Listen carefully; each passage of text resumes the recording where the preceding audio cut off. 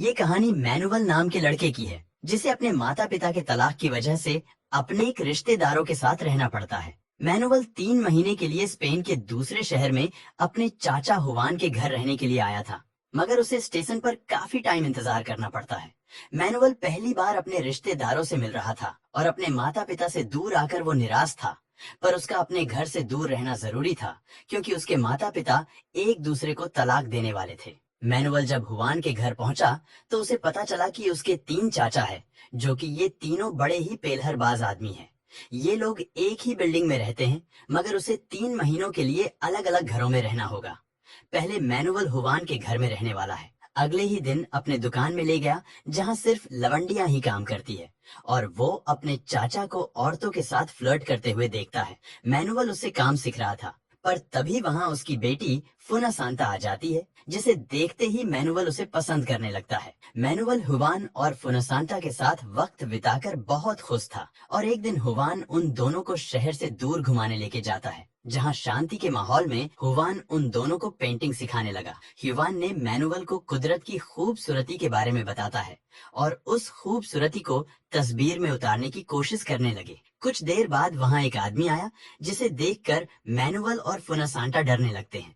वो अजीब सा आदमी अपने आप को भगवान कहता है और हुवान के कहने पर मैनुअल ने उसे खाने के लिए उसे एक सेब देता है। फिर भी उसकी अजीब सी बातें खत्म नहीं हुई और वो फिर से कहने लगा कि मैं गायब होकर दिखा सकता हूँ।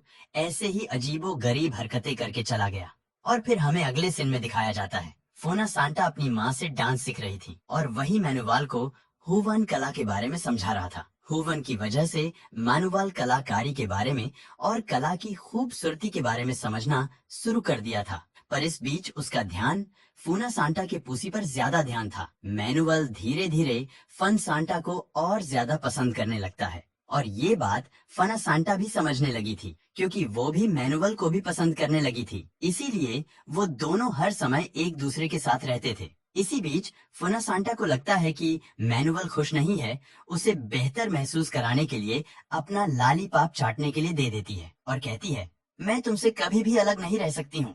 उस दिन मैनुअल को एक राज की बात बताती है जिसे वह जानकर हैरान हो गया। फुना सांता ने बताया कि उनके चाचा फार्लैंडो असल में गे है। ये बात कोई नहीं जानता।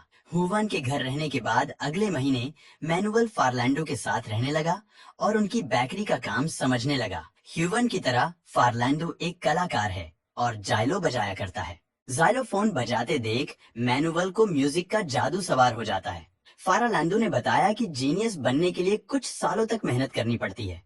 अगर एक दिन भी मेहनत में कोई कमी रह जाएगी तो म्यूजिक हमारा साथ छोड़ देती है। फारालांडू का अफेयर उसके असिस्टेंट पेलू के साथ चल रहा था और ये बात मैनुअल जानता था। फारालांडू की पत्नी बी एड्रेस इस बात से नाराज थी। उसका पति काम पे ध्यान नहीं देता है, पर फारालांडू का कहना था कि ये काम उसे खुशी नहीं देता, सिर्फ पेलो से खुशी मिलती है।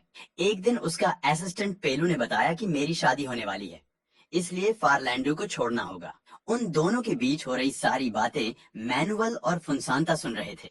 पेलू के जाने से लैंडो का दिल टूट जाता है और अपनी जान देने की कोशिश की, पर वो ऐसा कर नहीं पाया। उस शाम जब मैनुअल बी एड्रेस के कमरे में आया तो उससे पूछने लगी कि बी एड्रेस उसे खूबसूरत लगती है या नहीं। मैनुअल से अजीबो गरीब बातें पूछने लगती है।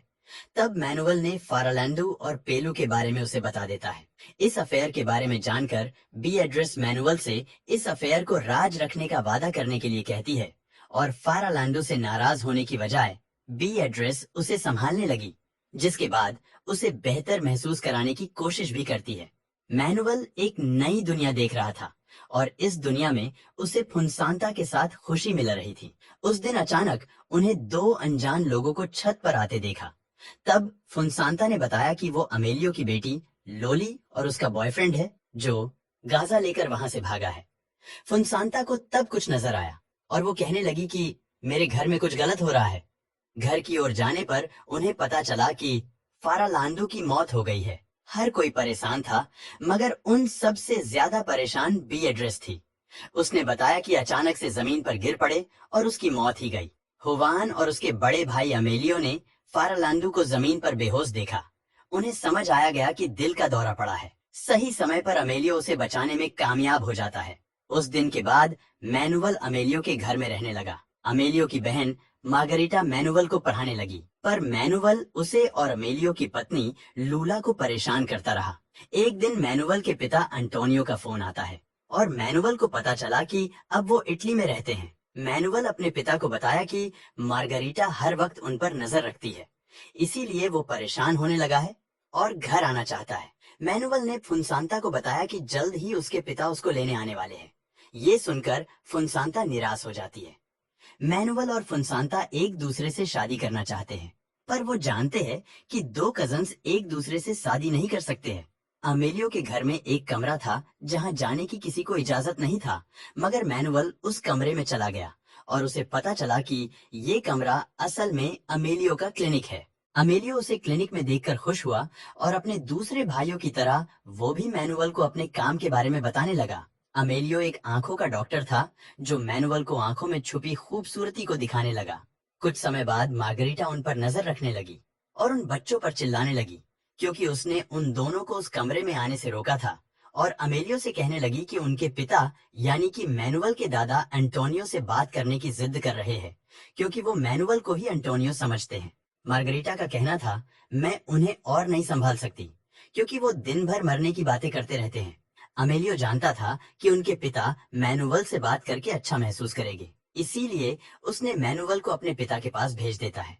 मैनुअल के दादा कहने लगे कि दुनिया खत्म होने वाली है और इसीलिए दुनिया खत्म होने से पहले दुनिया देख लेनी चाहिए। फुनसांता के अलावा किसी को भी मैनुअल के दादा की बातें समझ नहीं आती थी और फिर ये कहने लगे, घर में कई सारे राज्य है और वो सारे राज परिवार को शर्मिंदा करती है और वो अपन खुद का राज बताने वाले थे, पर इन्होंने बताते हुए अपनी बात बताना भूल जाते हैं।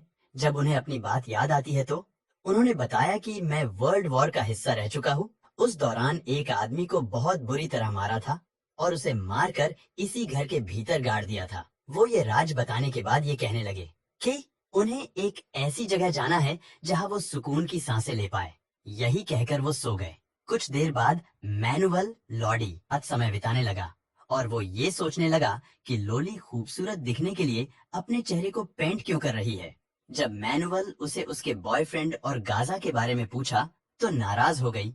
अपने बॉयफ्रेंड और गाजा की बात राज रखने के लिए समझाकर वहां से चली जाती, मगर वो ये नहीं जानती थी कि उसका परिवार पहले से जानता है कि उसका बॉयफ्रेंड चूतिया है। इस बीच मैनुअल मार्गरीटा को अजीब सी बातें करते हुए देखने लगता है और मार्गरीटा से पूछता है। वो सबको बताने लगी कि वो भगवान से बातें करती है।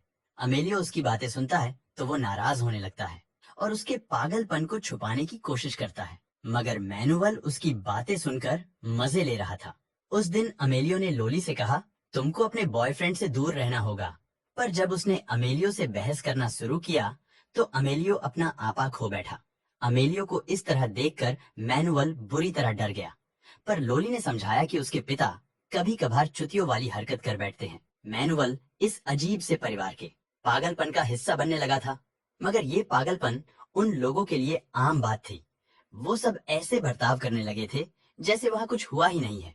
और अचानक अमेलियो के पिता उन्हें अकेलेपन के बारे में कविता सुनाने लगे। वो कविता उन्होंने मैनुअल के पिता अंटोनियो के लिए लिखी थी और कविता अमेलियो को अपने सामने देखकर उन्होंने बताया कि वो यहाँ उसके आने का इंतजार कर रहे थे। अल्जाइमर रोग की वजह से वो सब कुछ भूलने लगे और वो अपने घर का रास्ता भटक गए, इसलिए उस पार्क में आकर बैठ गए। फुनसांता ने कहा, वो जानती थी कि उसके दादा पेड़ पक्षियों से प्यार करते हैं, इसीलिए वो समझ गई थी कि वो इसी जगह उन्हें मिल जाएगी। उस वक्त मैनुअल के दादा ने कहा, वो समुंदर देखना चाहते हैं क्योंकि वो सुकून की सांस वही ले पाएंगे, और मौत की बातें फिर से करने लगे। मगर अमेलियो ने कहा, जब तक मैं जिंदा हूँ मैं अपने पिता को मारने नहीं दूंगा।